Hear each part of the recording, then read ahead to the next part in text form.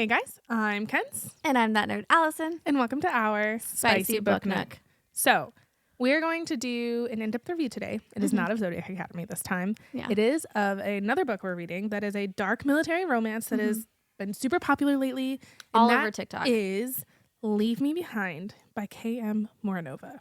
This book. I read this in like a day and a half. If that. You messaged me one night and you were like, I'm like 40 or 50% of the way through. And then the next morning you were like, I'm done with it. And I was like, Yep. What? It was just super captivating. And it's the first time I've read a military romance, actually. Same. That was like this. Yeah. I think I've read military elements before, but nothing like this. Like I this. really liked it. And she dropped on her TikTok that she's writing another dark military romance. That's a duet. And then at the very end, she was like, when you take a military romance or the best military romance book you've written thus far and turn it into a duet with one sentence. And I was like, I need it.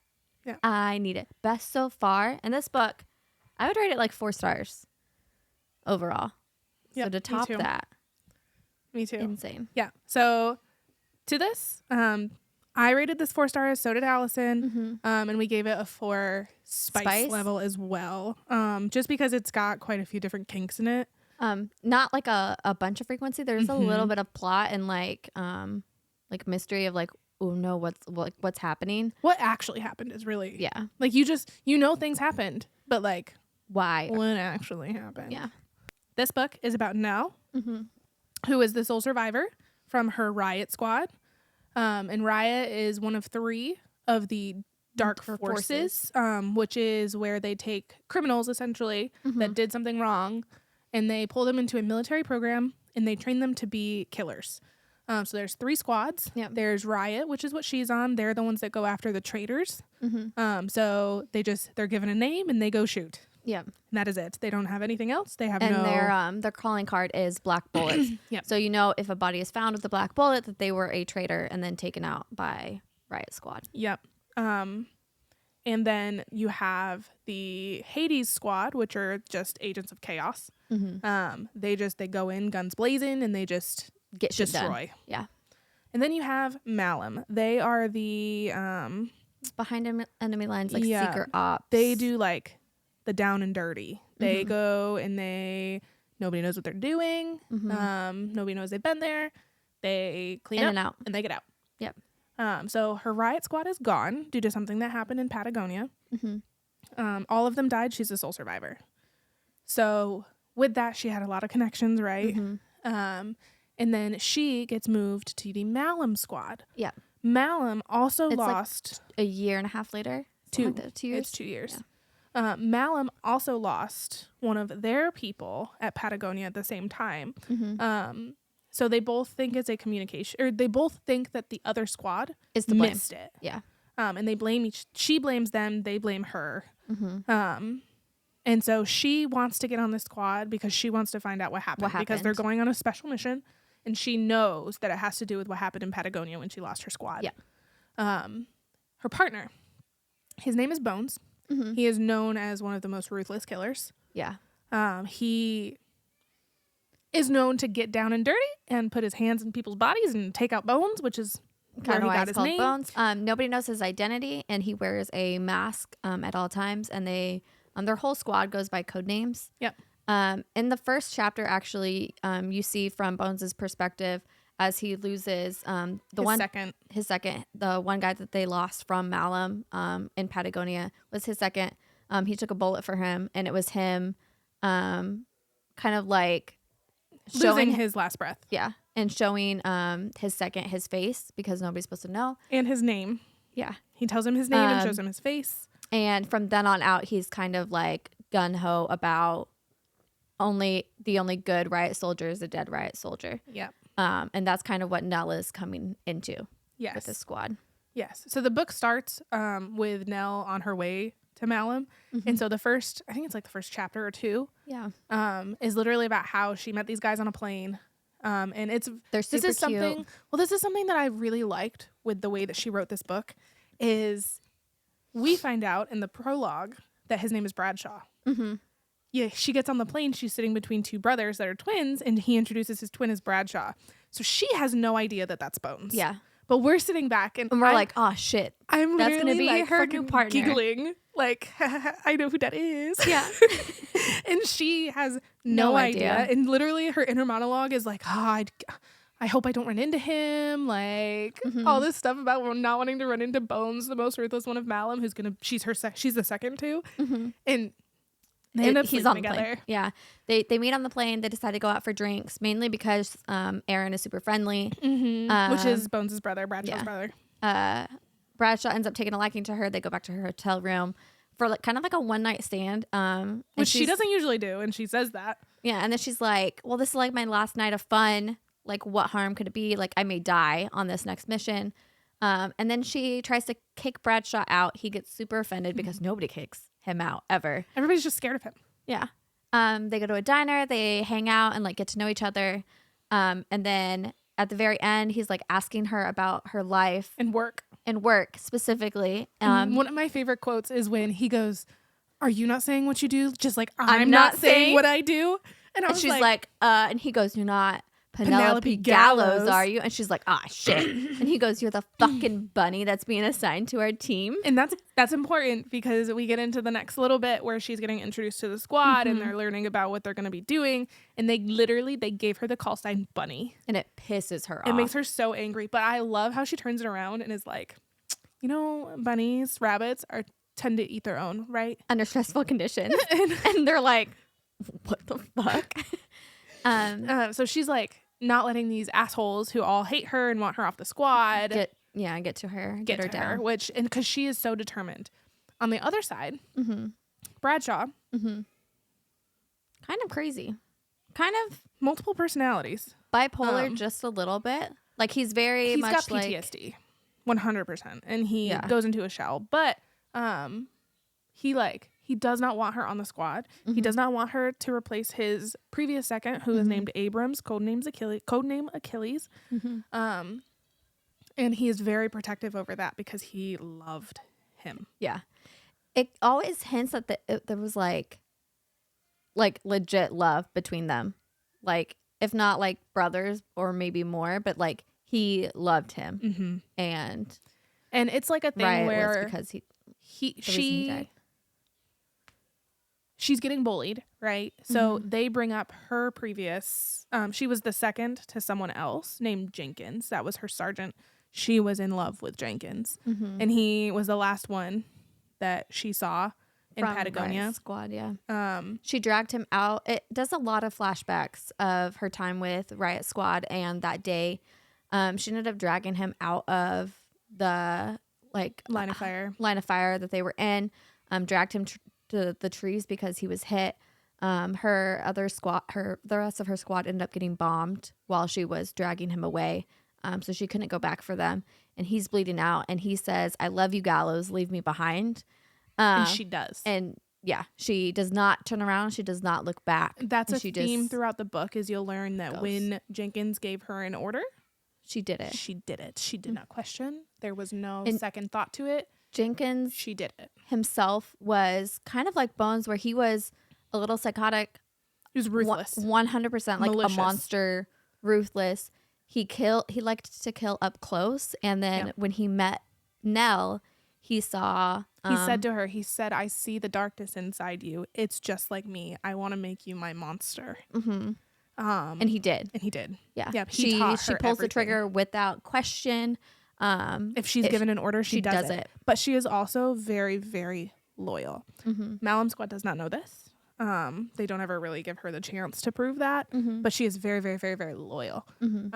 Anyway, so that's a little bit of a backstory on them. Yeah. So we get there. We realize that there's 5 others? Yeah. I think it's 6 total. Pete. Or 5 total. Harrison. 6 including her. Pete, Harrison, Jefferson. Ian. Sarge, Aaron, and Bones. Yeah. And she is now Bones' second. They decide to go on a mock mission to kind of like bond as a team and see if she is a good fit for the position as a second. In special forces teams, you have to have complete trust on the people around you. Yeah. So she is a sniper. She specializes in long-range shots.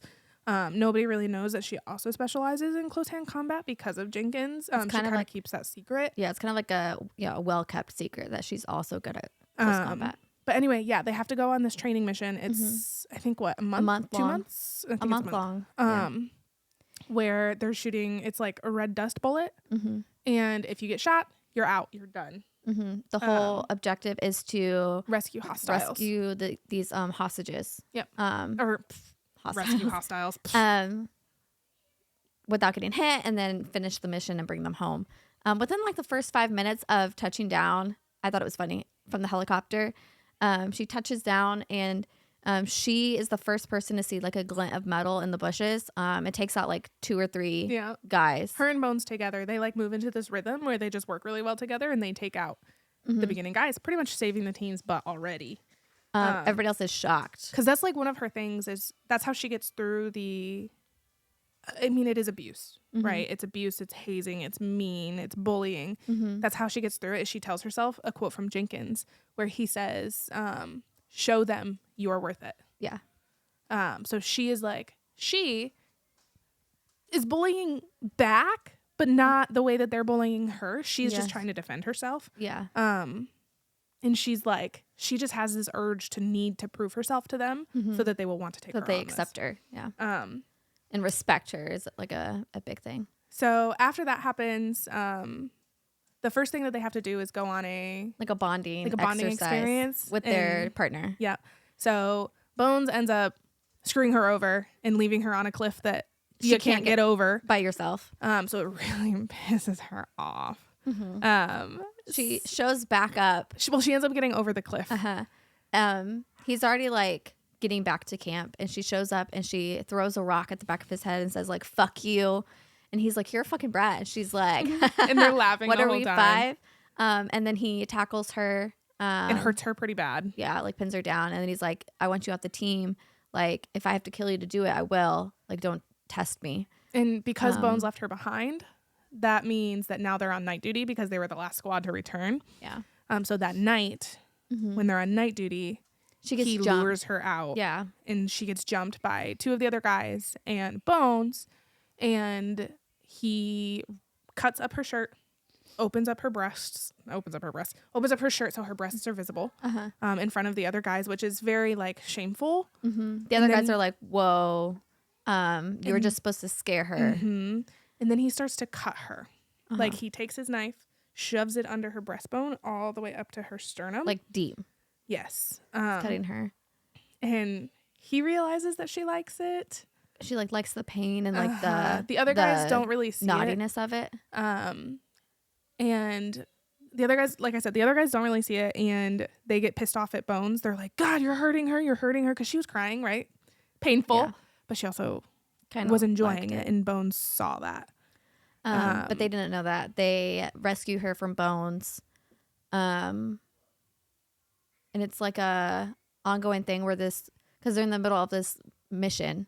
In the middle of the mountains. So she kind of just like wraps it and just, she doesn't get like hospital care. She just kind of grits through the pain and wraps it so it doesn't bleed too much. So they get to the final part of the mock mission where they're going in to rescue the why do I want to keep saying hostiles? The hostages. She's up in her little like sniper area. Nest, yep. And she does what she's supposed to. Like she gets everybody out. She makes her she does being the sniper, kills everybody around them, all of the like the enemy squad. Yeah. Gets all of them out, helps them go through, and then Bones is like pissed because this means that she's on the squad, right? Because she did so well. At this point, he's kind of in the book. He's kind of warring with himself over whether or not he like doesn't want her to be on the squad because he hates Riot. And also he doesn't want her to be on the squad because he's starting to like her, and he doesn't want the same thing to happen to her that happened to Abram, which is a huge theme. He's just warring with himself on why he doesn't want her to be there. So he jumps her while she's still in her little sniper layout. And he's like, you should really be paying attention to who's around you. And then he jumps her and they start fighting. And then he's straddling her and she bucks her hips and it pretty much throws him off of a cliff. But he grabs her at the last minute and takes her with him. He's immediately well, he protects her on the way down. He like wraps himself around her so she doesn't take the brunt of it. And then immediately as they get down, he like straddles her and is like, oh my God, are you okay? And he pulls up her shirt and her thing had reopened. Pretty bad. Which is kind of like another instance of the like whiplash of emotional stuff that he has going on, where he was legit trying to kill her 5 seconds ago. And then when she actually got hurt, he was like, oh God, are you okay? Yeah. So he gets her blood on his hands. And she like storms like, off. Don't fucking touch me. She storms off, goes back to camp, she needs to get it looked at. And then we pop to his POV. For the first time, I think. No, it wasn't the first time. It was like the second time. Yeah. The first time was just more of him being like in his head about her. The second time she went back. He went to a tree. He needed some time to himself. And he ended up jacking off with her blood on his hands. Like, put it on his dick. It comes back into play. He goes back to camp. And he's kind of in his head. He has PTSD pretty bad.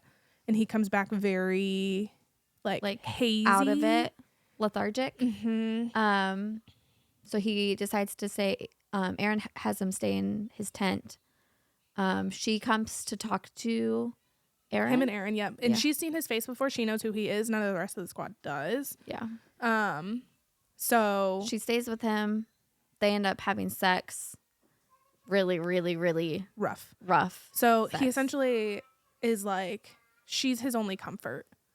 And so while she's in there, he's like essentially trying to get her off the squad by dominating her body is what he says. Yeah. And he like is just consistently making her come and like over to where and over it's again. Painful. Yeah. And then he finally gets himself off and then he carries her down to the river because she blacked out. Yeah.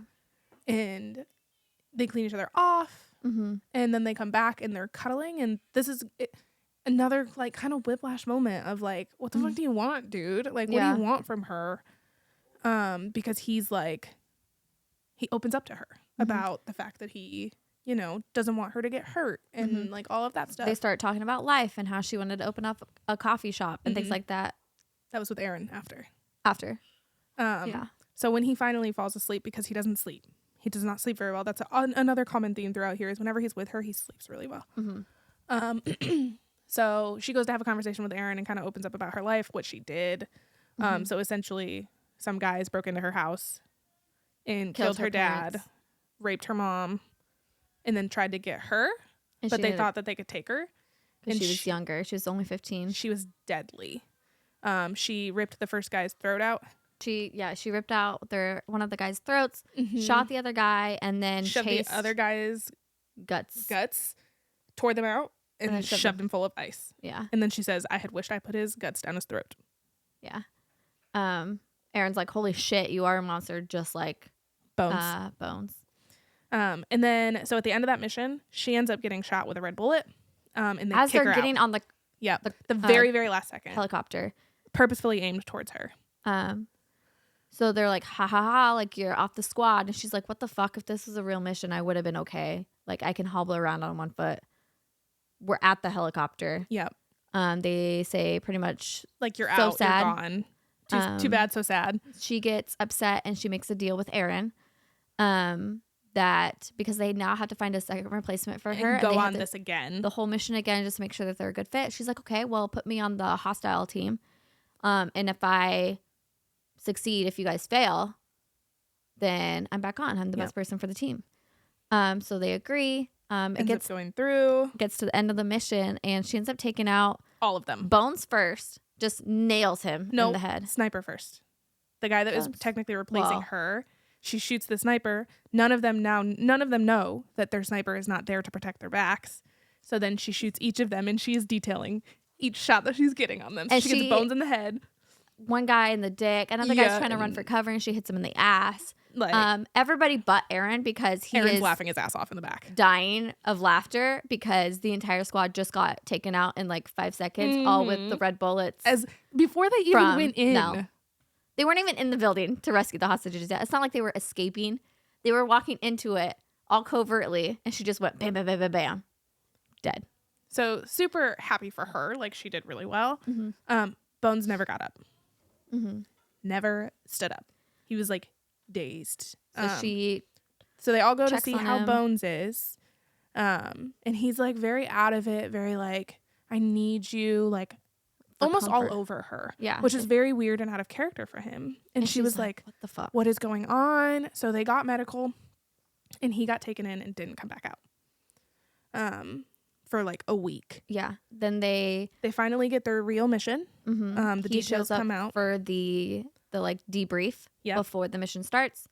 They find out that Hades' team has gone missing. Yep. They're there to rescue them. They find out that there is a ghost squad that's going after all of the dark forces.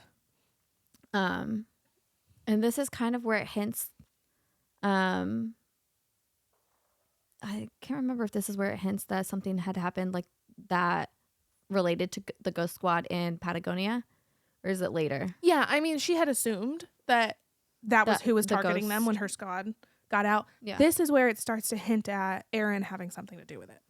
Yeah. Because he, as soon as Bones like went to the hospital, he turned off every bit of niceness he had with her. And he was the nicest to her out of all of them. And he's been keeping secrets from Bones and her and like the team on specifics of the mission.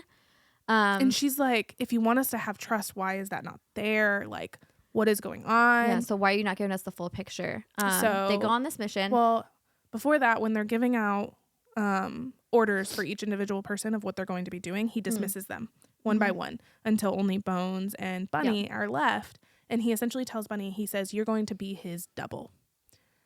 As soon as this happened, I was like, Aaron is bad. He knows the bad guy. He's dressing her up to save his brother. Yeah. Immediately. I was like, he knows who's after them and he is putting her up as a sacrificial lamb to save his brother. Because, and this is where I was like, I sent Allison a text. I said, this is what is going to happen. Don't say anything to me, but this is my theory. And I was fucking spot the fuck on. It was so funny because at the exact same moment when I was reading it is when I knew, and I was like, no fucking way. Because he very much so was like, I know that she's not going to get hurt. And you're like, why? Who cares about her enough not to hurt her? Who cares about Nell enough to make sure that she would not get hurt? And I mean, throughout the whole book, I had a feeling that he wasn't dead. Jenkins, her sergeant, was not dead. Because they never talked about him dying. She just left him behind. And it was all these memories of how he was ruthless. Made her. He was ruthless. How he would never, show any pain or like fall behind or anything. He was the person carrying comrades out of danger. Yep. And she was like, to see him like wounded like that and whatever, like startled her. And yeah, they never mentioned on the funeral or finding a body, nothing. Yep. Absolutely nothing. So immediately at that point, spoiler alert, I was like, that's what's going on. I didn't understand how Aaron played into it. So when he was leaving details out, I was like, oh, there's somebody in their midst that they can't trust. And I thought back to when they were on their mock mission, they were sitting around the fire and they were talking about what happened on Riot Squad. Oh, yeah. And she talks about how, well, our team got different orders and you guys were supposed to change the meetup, the checkpoint. And they're like, well, we never got those orders. And she turns to a guy named Ian, who is the comms guy on the team. And she's like, you didn't get the orders? And he's like, no, they never came through. Yeah. Trying to like cover it up. And then somebody else brings something else up. So it kind of gets swept under the rug. Well, at this point where he's like not sharing details with the team, I'm like, shit. It's another Patagonia thing where somebody's like a rat in their midst. And then he gives them a little bit of information. So he tells Bunny a little bit about what happened to Bones. So Bones was poisoned. He was injected with something when he was shot on the last mock mission. So one, that's where they start to talk about the traitor in their squad, because no one else got close to him. And Abrams, his second, was shot with a black bullet. This is when we find that out. And you're like, oh, shit. That's someone from Riot. So now you're not like, there's someone from Wright who shot with a black bullet on the same day. Who's their sniper? Nell. So they think that Nell is the person that they can't trust. Mm-hmm. And also, you get a little bit of insight into Bradshaw and Aaron. Mm-hmm. And when they're talking and they say, Aaron says to him, if something is off, kill her. Yeah. Why? Yeah. You're like, and that fed into my, he Jenkins wants to hurt Jenkins, the guy in charge. Yeah. So they go on this mission.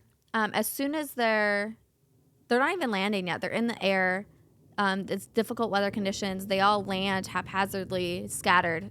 They put on their night vision goggles. They're trying to get back together as a team. She meets back up with Bones, and then they find Ian, the comms guy.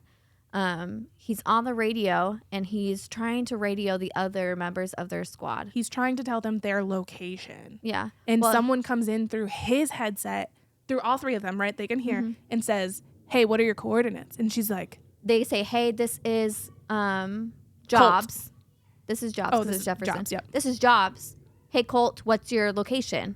And she knocks his headset off and says, that is not him. Because throughout the entire book, she constantly talks about how she analyzes them. She's a cataloger. And that's how she kind of gets through the bullying a lot, is she catalogs things and analyzes a bunch of things that happen. She's like, that is not his voice. And Bones, because he's so on edge about everything that's going on, is like, fuck off. Like, you're showing me that you're the traitor. Like, stop knocking his headset off. Why don't you want us to tell them where we are? And she's like, no, do not tell them. And then Bones is like, hey, what book did I give you last week? And Jefferson comes through his headset because his was not bugged. The other guy's was. And he's like, this book? What the fuck are you talking about, Bones? What's your location? Mm-hmm. And as soon as Colt puts his headset back on and says the location, she takes off. She takes off running into the trees and turns around with her sniper rifle, getting ready to fire on whoever shows up on that location that they just said. Because she knows that was not Jefferson. Yeah. Bones ends up following her. They're in a scuffle. And as they're in a scuffle, bombs drop. No, Jobs and the other guy, Badger, show back up. Pete and Jeff, they show back up. It's not, she was like, oh, maybe I'm going crazy. Like, maybe I was wrong. Yeah, and then boom. Bombs drop. And it's kind of like a flashback of what happened with her other squad. Because she's sitting with Bones and she's watching her squad, away from her, get blown up. Yeah. And her and Bones are flown back. He ends up restraining her. Mm-hmm. Because he doesn't trust her. And there's a bunch of people in different uniforms running around. Trying to kill them. Yep. So she kills a bunch of them. Bones kills a bunch of them. They get blown together, and then he ties her up. Yeah. And then she's sitting on. She finds a hostile, and he's like, "We have to keep one for questioning." So she's like, "Okay." So she's sitting on his back, and he goes to take off to check on Jefferson and Pete. Yeah, because Jefferson got hit really bad. He was not looking like he was doing too well, so he went back to check on him. He comes back because he hears a shout. Yeah. And Nell is standing there. Both people are dead. Well, the guy on the ground, and he said, if I go back and the hostile is dead, that means she is bad and I need to kill her. Yeah. And he goes back, the hostile is dead, and also Ian is the standing communicator dude above the hostile with a slit throat. And she looks at him and she tells him, he was going to kill me. He killed the hostile. I found your traitor. Yeah. And Bones doesn't believe her. He radios Aaron and is like, this is what's going on. Blah, Aaron's blah, blah. like, kill her. And Aaron says, kill her. You can hear Aaron yelling, kill her. Mm-hmm. Bones cannot go through with it. He chokes her. Yeah. He chokes her, and then he chokes her again, and he just cannot go through with it. Mm-hmm. So this starts their journey through Patagonia, because Aaron is like, get to the checkpoint, because he thinks that Bones killed her. Mm-hmm. Bones did not kill her. They don't make it to the checkpoint.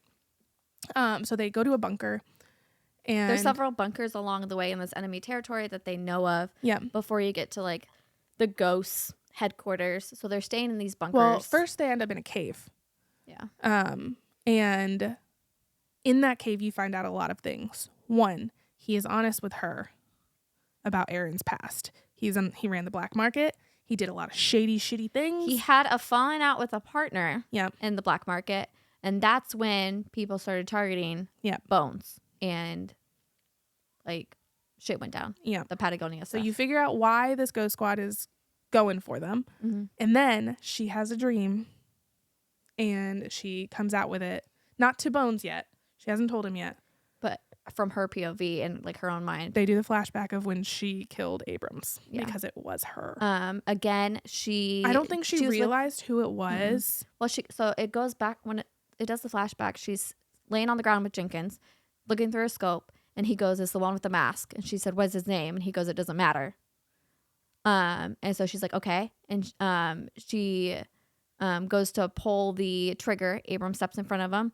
And at that time, bombs are going off on the riot squad. So he jumps up and he's like, no, that was enough. That was your one shot. Gallows, we gotta go.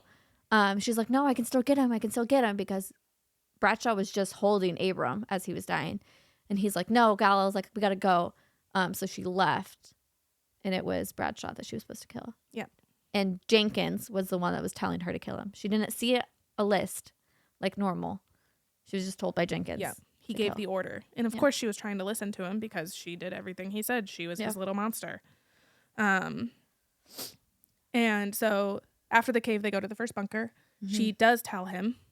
And he like, this gave me a little bit of like, this was the first time I was like, because he forgave her so quickly. So quick. For this guy that was like, "I fucking hate you." Blah, blah, blah, blah, blah, blah, blah. Yeah, that was like one of the things that I wasn't like super into was he was all of a sudden like, "No, it's okay. Like, I love you. I love you." I don't think he had told her that you he did loved her yet, like you did like what you thought was right, what you were you given were following orders. an order. Yeah. They end up getting jumped by people in uniforms. Well, it looks like the missing. Key important part here for their relationship is they have like wild sex, but he breaks the mirror when she tells him about Abrams. And he says, "I forgive you," gave her a piece of the mirror and told her to cut him up. Mm-hmm. He said, "Cut out kind of your anger with me. Yeah. Put your mark on me." We don't know what she did. At this point. We don't know. But she made a symbol on his back. Then they get jumped by a bunch of soldiers coming into the bunker, which they're like, "How do they know where we were?" And she sees a uniform and she's like, "Wait, I recognize that. It's the missing Hades team. It's the Hades squad that they are supposed to be rescuing at the Ghost headquarters. That jumped them and was trying to kill them." So they get out of that. Long story short, they're trying to still get to headquarters. Bones goes into kind of like another PTSD thing. She gets jumped by 3 more guys. She takes out 3 of them. She's trying to question another guy. No, he comes over her and she's about to kill a guy and he comes up with a knife to her throat. And he says, blah, blah, blah. They get in a little tuffle and then he sees who it is and he says all he's able to say in his thing is, it's her. Before Bones kills him. And at this point, you're like, it's her. Who would care from the Ghost team that it's her? Yeah. And then they end up getting captured after that. Mm-hmm. And they're brought in and they're separated. For a little bit. And then they're brought to a conference room and she sees the body on the table that looks just like him. She realizes it's Aaron. This guy is pretty much... this guy brings Bones in. And is going to like... make her suck him off. In front of Bones and then like kill them both pretty much. And then right before that's about to happen... in walks Jenkins. Yeah. She's like, "What the fuck?" He's like, "What's happening here?" And he can like see what's about to happen. He's got his dick out still. Just walks up and kills this guy. Which is one of his guys. Just kills him. She's like, "What the fuck? Like, you're alive, blah, blah, blah, blah, blah." And also another thing, Bones refused to tell her who was in charge because he knew. He knew it was Jenkins. And Aaron knew it was Jenkins. That was his partner in the black market stuff that they fucked over. Yeah. So at this point, Jenkins is like happy that Nell is there, that he has his little monster back, and he's going to kill Aaron and Bones. Yeah, he's about to kill Aaron because he said he wanted to toy with you. I don't know why. He was supposed to just kill him. And she said, stop. And he's like, what? Why should I? Yeah. And she essentially gives herself to him for him to let Aaron and Bones leave. Because Jenkins is in love with her. So she's like, I'll stay here or whatever. Just let them go. They've learned their lesson. They know that if they come for us now, we're two monsters. They can't take us on. It's better to like let them live with the knowledge that I am not with them. Yeah. And we could like kill them at any time. Because like we were talking about, Jenkins is ruthless. He loves to hurt people, not necessarily always in the killing them. Yeah. Or like maiming them. He knew that as soon as she gave herself to him, because Bones was like upset. Yeah. He was like crying, saying, "Don't do it. It's okay." So Jenkins fucked her in front of Bones. Bones was crying. And she walked over to him and told him to leave. And he's like, I love you. He's like, I would never leave you behind, blah, blah, blah, blah, blah. I love you. And she didn't tell him I love you back. And she told him he needed to leave. So they end up leaving. And can I tell you, this was the biggest, like, holy fuck moment to me in a book in a really, really long time. I was so taken off guard. It goes, the next chapter, after he leaves. 3 years later. Me too. I was like, what the fuck? She's been with Jenkins. They've been playing house. He's in love with her, and some part of her, she does love him, but she's not like in love with him. She still loves him as like her Sarge that had taught her everything and taken her in, and she still has a part of love to give him. Yeah, but it is not her heart. Yeah.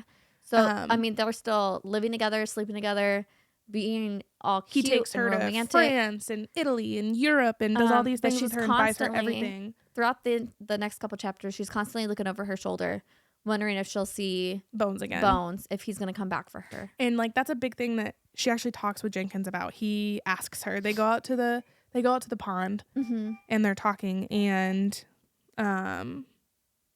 he says, Remember that guy?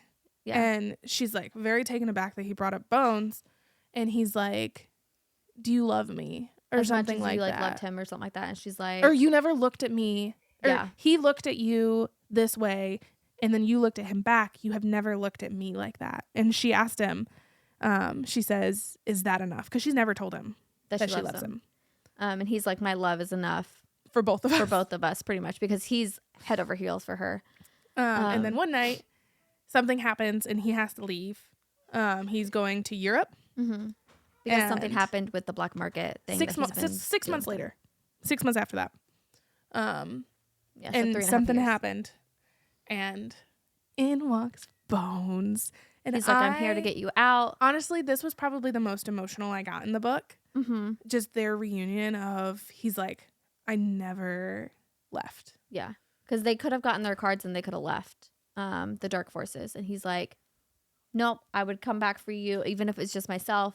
I promised I would get you out. Because like, even though she's been happy with Jenkins and they've been cute and together and all these things, she's still been like a hostage. She has not been allowed to leave or go anywhere. And so Bones is like, yeah, I'm here to get you out. I never stopped thinking about you. Like, I love you. And this is also where she says, I love you back. And he's like, She says that later. No, she says no. When? When they're in the room and he comes for her. To Bones, yes. I love you, Bradshaw, yeah. Yeah, she says it back to them. And then she's like, do we really have time for this? And he's like, didn't stop us before. Oh, wait. Yeah, we don't have time for this. We don't have time for this. And then she runs into her guards on the way of them sneaking out. She's like, don't kill anybody. They're just doing their jobs. They're also... Because she had like a connection with them. They're also kind of like prisoners. Once you swear that you're going to be working with Jenkins, there's no way out unless you die. He does not let people go. So there was 2 guys. I don't remember the other guy. And then, what was the other guy's name?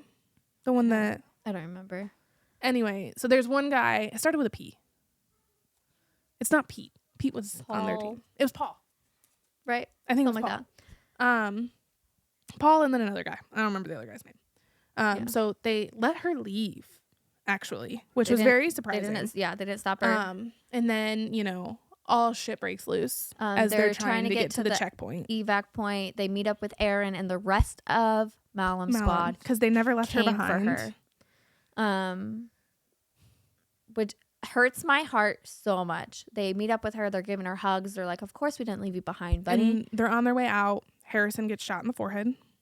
As he's talking to her, he says, "Good thing Aaron had allies in," and he was gonna say, and he was gonna like talk about how they're getting to the evac point, get shot in the head, and then they're going and they realize that they need to go out through a field, which is very scary and out in the open for them. But it is also a minefield. So Aaron decides to go first. Yep.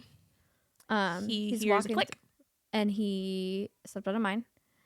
He tells them to leave him, to go around, and continue to the checkpoint. Remember that him and Bradshaw are twins. So, like, I mean, you can speak to this a little bit more than I can. But, like, that twin connection is, like, something Your other half. He spent this entire time, them both in the Dark Forces, because Aaron killed somebody. Yeah. They were both put in the Dark Forces. So they were in the Dark Forces together. Aaron was protecting Bradshaw. They're brothers. Like, they love each other. They were supposed to get out. And Bradshaw was like, "No, I'm going back for Bunny." And he was like, "Well, I can't let you do it by yourself." Yeah. So it's Jefferson, Pete, and then Bradshaw and Bunny. They do end up leaving Aaron behind. Yeah. They get through, and then they hear the mine go off. Yeah. So they know that. And Bradshaw is absolutely destroyed. Bunny is pretty destroyed too, right? Because even though Aaron fucked up, she still loved him in a way. And then they came back for her. So they get surrounded. Yep. By all of the bad people, including Jenkins. Yeah. Well, so they go through a fight, and then Jenkins shows up, and Pete and Jefferson are dead. And she also, the other guard, one of the guards that let her out, came after them. He was killed.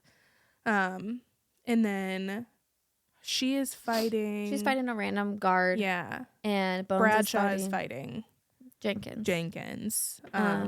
So he gets the upper hand, and then Bunny also gets the upper hand on her guy. She's stabbed in the stomach, and Jenkins is pretty much like turns Bones' head and is like, "I want you to watch her die." And then Bones gets the upper hand, and actually, because that like it distracted him. It distracts him. Yeah.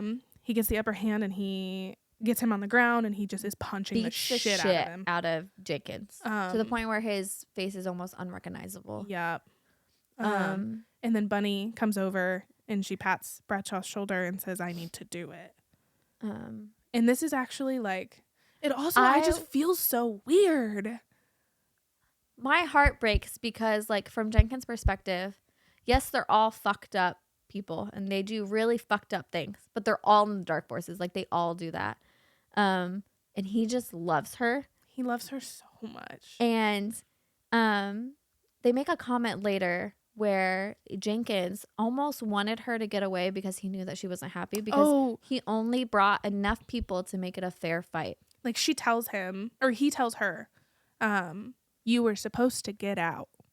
Like, he's the one that made the deal for her to get out of the Dark Forces. After when the she left him behind, she was supposed to leave and get out and go back to the real world and live her life. Like, he made a deal for her to get out. The general wanted her to get out. He was trying to make her take her cards and leave, and she was like, "No, I need to figure out what happened in Patagonia because of Jenkins." So she comes over and she's straddling him, and he says, "Can you hum me that song?" So throughout the book, she had been humming a song that he liked, and she like starts humming. Yeah, and he's like starting to get something out of his pocket, and she shoots him. Because Bradshaw hands her a gun and she shoots him, and she's like completely torn up inside, right? Because he was like smiling and crying, and he said, "I love you," and she said, "I love you back." To Jenkins. She said, "I love you." The first time she said, "I love you," and back. Then shot him. Then she reached into his pocket, and it was like a little, like a music box that said, "When I'm gone, this is for you when I'm gone, J plus N." And it was the song that she always hums him. Yeah. Broke my heart.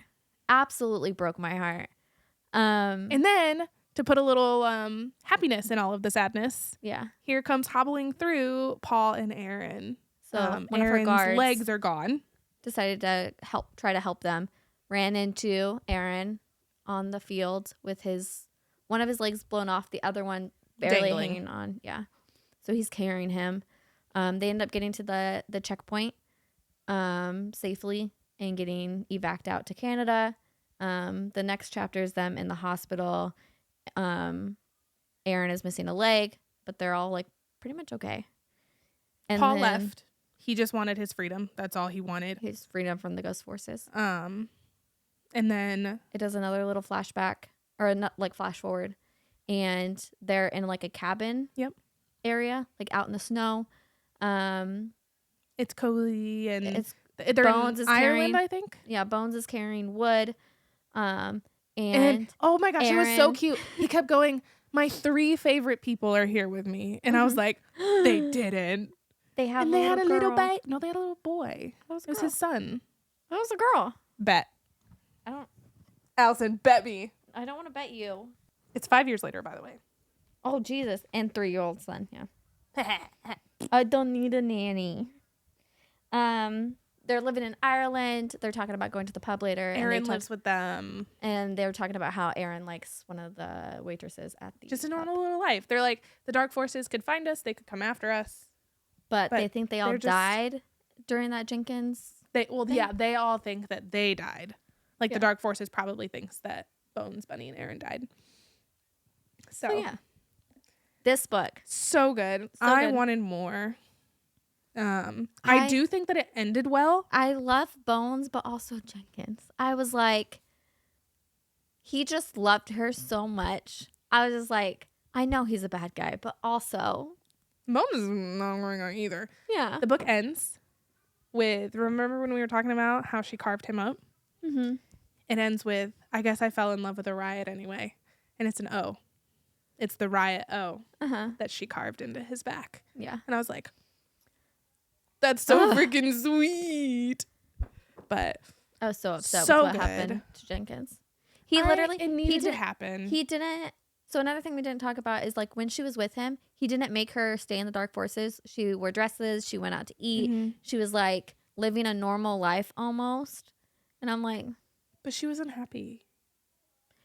She was happy, but also a hostage. Like she was not allowed to leave or live her own life, but also my heart. It needed to happen though, because if he didn't die, he would have just come after them. After Bones and yeah.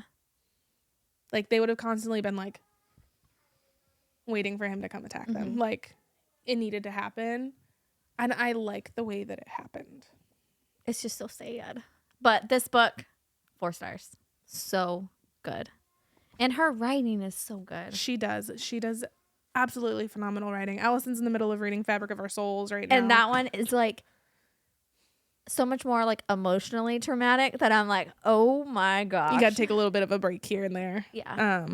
But so good. But so good. If you haven't read this, would 100% recommend it. We did just spoil all of it, but read it. I would read it a second time. Go read it. And this beautiful edition is on Amazon. And it's gorgeous. The alternate art cover is just so cute. So cute. But yeah, guys, read this. Please. Yeah. Please. But yeah, if you like this, let us know. Like, if you've read it and you feel differently than us, comment. Let us know. Let's talk about it. But yeah, if you like this, like, subscribe, and we'll see you next time. Thanks for listening, guys. Bye. When you look my way, it gave me shivers.